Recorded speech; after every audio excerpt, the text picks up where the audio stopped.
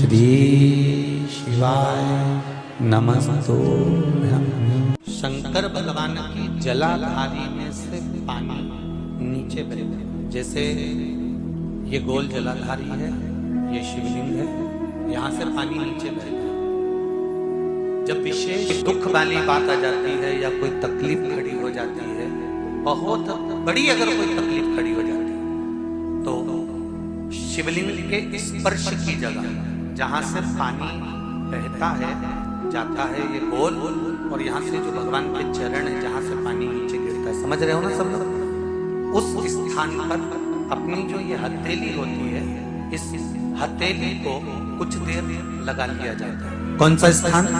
जहां से शिवलिंग पर जल चढ़ा, ये जलाधारी में गोल घूमा, घूम के जहां चरण से नीचे जाता है, वहां कुछ देर के लिए इस हथेली को लगा लिया जाता है। अपनी हाथ की, सीधे हाथ की हथेली को लगाया जाता है। और देवाधिदेव महादेव का या तो पंचाक्षर मंत्र या षडाक्षर मंत्र या श्री शिवाय नमस्तुभ्यं इस मंत्र का या महामृत्युंजय मंत्र का स्मरण करते रहते हैं। और दिल की बात भगवान शिव से कह दी जाती है, हृदय से कहकर 2 दिन, ज्यादा से ज्यादा 3 दिन, ज्यादा से ज्यादा 5 दिन, बस 6ठे दिन की जरूरत नहीं पड़ेगी, बाबा रास्ता खोल देगा और कार्य सफल कर देगा। दिल की बात कहो शिव से, अपने दिल की बात कहिए बाबा से। और जब दिल की बात कहोगे, हृदय की बात जब बाबा से कहोगे, तो बाबा सुनेंगे। निश्चित है की कथा करती है कि शंकर भगवान के शिवलिंग से लेकर जलाधारी में कुछ स्थान ऐसे हैं, वहां पर हमारा मात्र स्पर्श कर अपने दिल की बात कह देने पर भी कार्य सफल हो जाता है। तुम जल चढ़ाओ मत चढ़ाओ, तुम बेलपत्र चढ़ाओ मत चढ़ाओ, तुम धतूरा चढ़ाओ मत चढ़ाओ, पर दिल से अगर तुमने कहा तो उसका फल मिलेगा। शुक्ल पक्ष की 9वीं तिथि तो बेलपत्री, दोनों में पीला चंदन, बीच में लाल चंदन, और जो अशोक सुंदरी वाली जगह है, उस अशोक वाली सुंदरी वाली जगह पर डंडी का भाग जहां से पानी बहता है, वहां लाल चंदन का भाग नीचे की ओर शिवलिंग से टच करता हुआ लाल चंदन का भाग, और दोनों चंदन, पीले चंदन के भाग बेलपत्री के उस अशोक सुंदरी वाली जगह पर रखकर मन कामना से शरीर में अगर कोई रोग हो गया जिससे चमड़ी सफेद पड़ रही हो, या काया कोई जगह जगह पर खाज हो गया, या कोई सोराइसिस जैसी बीमारी हो गई है, तो शिव जी पर उस जल को समर्पित कर कर उस बेलपत्री का जो पानी है वो लेकर आए, शरीर में उस स्थान पर लगाना प्रारंभ करें। धीरे धीरे लगभग 15 से 20 दिन तक अगर क्रम करा और श्री शिवाय नमस्तुभ्यं का जाप किया, ये निश्चित है काया अपने रूप में आना प्रारंभ हो जाती है, निश्चित। पर प्रयास करना सोमसूत्र वाला स्थान, प्रयास उच्चारण एक ही करना है आपको उस समय पर जल चढ़ाते समय, षडाक्षर मंत्र का उच्चारण। कभी मौका मिल जाए, विवाह शादी में देरी हो रही हो, या कोई नया कार्य चालू कर रहे हो उसमें देरी हो रही हो, या कोई सर्विस के लिए, नौकरी के लिए जा रहे हो और वो कार्य नहीं हो रहा हो, तो एक धतूरा, केवल एक धतूरा, उस धतूरे को फोड़कर उसके अंदर का फल निकालकर उस फल को शिवलिंग पर चढ़ाकर 1 लोटा जल शंकर भगवान को समर्पित कर। दिन होना चाहिए मंगलवार। कौन सा दिन होना चाहिए? जम के बोलो जरा, मंगलवार समर्पित करो। उसके बाद में आप विवाह के लिए अगर समर्पित करे हैं तो विवाह में देरी नहीं होगी, व्यवसाय और व्यापार के लिए या नौकरी के लिए समर्पित करे हैं तो उसमें देरी नहीं होगी। डिब्बी लो, काशी विश्वनाथ का नाम लो और 21 बार उतारो, और उतारकर किसी पेड़ के नीचे तक खड्डा खोदकर उसको दबा दीजिए। आपका काम यूं सफलता की ओर बढ़ना चालू हो जाएगा। शनि की कुदृष्टि समाप्त, 7.5 ढैया समाप्त। परेशानी शनिवार के दिन जो पीपल के वृक्ष में सरसों के तेल का दीप लगाता है, उस को शनि कभी परेशान नहीं करता। एक बात हमेशा ध्यान रखिएगा, मान लो अगर कोई भारी रोग ऐसा शनि महाराज के कारण हो गया हो, अच्छे काम करते करते उल्टे हो रहे हैं, होते हैं किसी किसी के साथ में, विपरीत परिस्थितियां आ जाती है, अच्छा करने जाओ बुरा हो जाता है, अच्छा कर्म करने जाओ बुरा हो जाता है। तो पीपल के वृक्ष की जो छाल होती है, छाल देखिए, पीपल के वृक्ष में जो छाल लगी होती है, उस छाल को घिसकर चंदन बनाकर भगवान शंकर का स्नान कराकर, अभिषेक कराकर, पूजन कराकर, पूजन कराने के बाद में पिपलेश्वर महादेव का नाम लेकर, कौन से महादेव? पिपलेश्वर महादेव का नाम लेकर वो जो घिसी हुई छाल होती है, उस छाल का तिलक भगवान शंकर को लगा लो और उसी का थोड़ा सा भाग अपने कंठ पर, मस्तक पर लगाना प्रारंभ कर दो। धीरे धीरे जो विपरीत दशा है वो सुधरना प्रारंभ हो जाती है। पर नाम याद रखना, पिपलेश्वर महादेव का। वो भी शनिवार के दिन पीपल के वृक्ष की पूजन करेगा, दूध चढ़ाएगा या मिष्ठान का भोग लगाएगा, लक्ष्मी और नारायण उसके घर में प्रवेश कर जाएगा। लक्ष्मी और नारायण उसके घर में प्रवेश करेगा, इसलिए नियम बनाया। कौन से दिन का? शनिवार। लक्ष्मी जी बोली, नारायण आपने तो एक दिन का वार लिख दिया, शंकर जी ने 7 वार बनाए हैं, रविवार, सोमवार, मंगल, बुध, गुरु, शुक्र और शनि, ये शिव जी ने बनाया। अब एक दिन आपने अपना बना लिया, बाकी के दिन अगर कोई इस पीपल के वृक्ष के नीचे आएगा और यहां तो दरिद्रता बैठी है, तो उसका क्या होगा?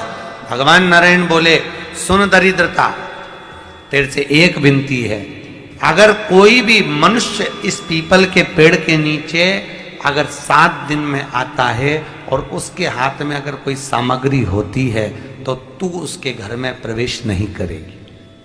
नियम है पीपल के वृक्ष का, या तो पानी का लोटा लेकर जाओ, कुंकू का चोपड़ा लेकर जाओ, शक्कर लेकर जाओ, या पेड़ के नीचे चींटी को डालने के लिए आटा ले जाओ, पर खाली हाथ पीपल के वृक्ष के नीचे कभी मत जाओ, कभी नहीं जाओ।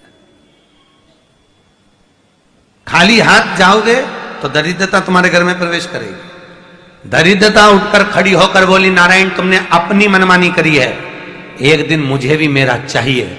भगवान ने कहा, बोल कौन सा दिन चाहिए? दरिद्रता कहती है, रविवार के दिन इस पीपल के वृक्ष के नीचे मैं दिन भर नृत्य करूं, इसमें रहूं, और जो यहां आए रविवार को मैं उसके घर में प्रवेश करूं। भगवान ने कहा, ठीक है।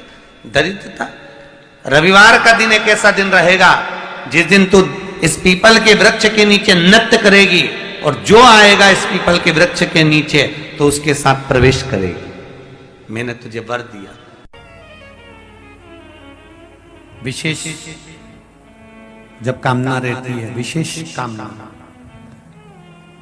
आज आपका मन कर गया 108 चावल के दाने मेरे को शिव जी को चढ़ाना है,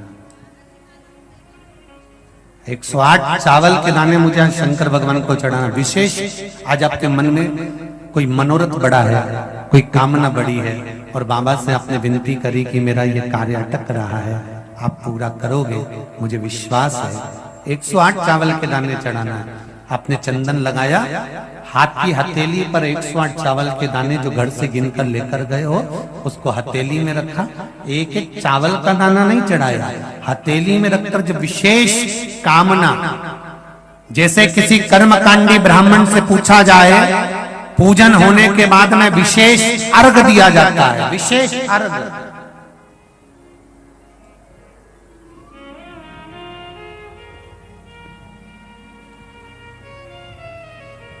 उसी तरह विशेष कामना के लिए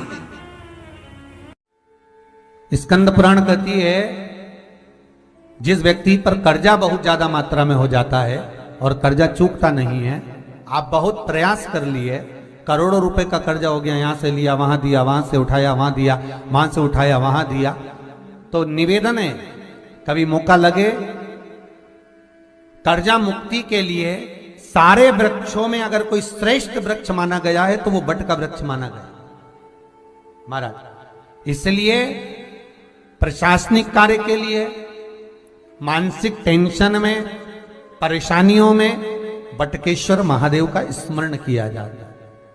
और यदि निवेदन करूंगा बहुत ज्यादा, यदि आपको कर्जा हो गया है, बहुत ज्यादा कर्जा हो गया और वो कर्जा चूक ही नहीं रहा, तो थोड़े दिन बड़ के पेड़ के नीचे आप बटकेश्वर महादेव के लिए 1 लोटा पानी, उसमें थोड़ा सा पिसा हुआ चावल पीस के गला लेना चावल को और पीस लेना, पीस के उस पानी में मिला लेना और मिलाकर उसमें थोड़ी सी हल्दी पिसी हुई डालकर बटकेश्वर महादेव के नाम से बड़ के पेड़ के नीचे अपनी कामना कर कर जो कर्जा हुआ है उस कर्जे का भान देते हुए, स्मरण देते हुए छोड़ दीजिए।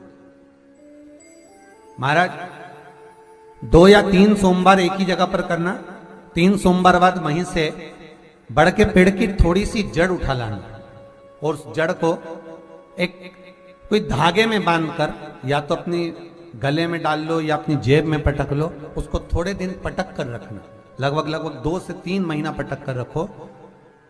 वो जड़ जैसे बड़ का पेड़ विस्तार होता है, पानी गिरे ना गिरे, जल वृष्टि हो ना हो, गर्मी पड़े ना पड़े, उसको कोई फर्क नहीं पड़ता। बड़ का वृक्ष आप रूप फैलता जाता, उसकी जड़ें अपने आप प्रबल होती है। उसी तरह ये बटकेश्वर महादेव कहीं से भी अगर जड़ आपके पास में रखी है 1 महीना, 2 महीना, 3 महीना तक, तो ये जड़ अपने आप लक्ष्मी को पकड़कर खींच कर लाती है और कर्जे से मुक्त कर दे।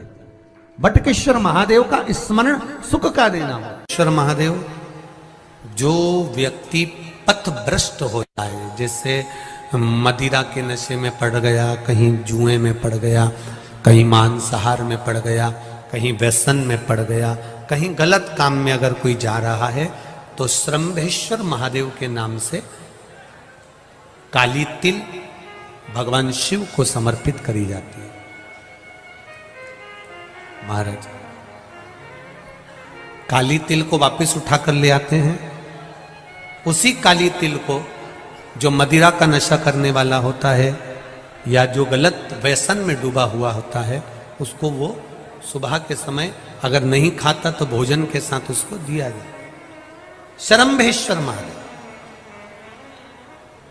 एक बेलपत्री का भी बहुत अच्छा प्रयोग है श्रंभेश्वर महादेव का, मदिरा पीने वालों के लिए, मांसाहार, व्यसन में, जुए में, पेशावृत्ति में, पर नारी में, गलत जगह पर जो डूबे रहते हैं उनके लिए। पहले की कथा में उसका वर्णन किया है बेलपत्री का। श्रंभेश्वर महादेव, एक बार सब बोलेंगे, कौन से महादेव? श्रंभेश्वर महादेव। फिर जम के बोल लो एक बार, श्रंभेश्वर महादेव। जब हमारे घर में क्रोध बढ़ता है या कोई गलत कार्य में जाने लगता है, तो श्रंभेश्वर महादेव का हमें